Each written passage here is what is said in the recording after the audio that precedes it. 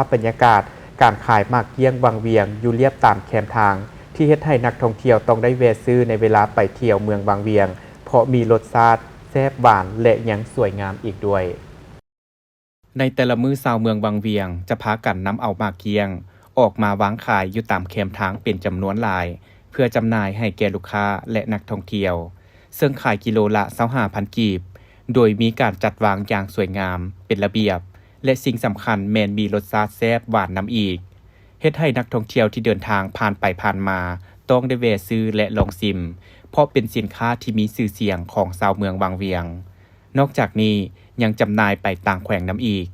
อันได้สร้างรายรับให้แก่ประชาชนและเมืองแห่งนี้อย่างหลวงหลายในแต่ละปี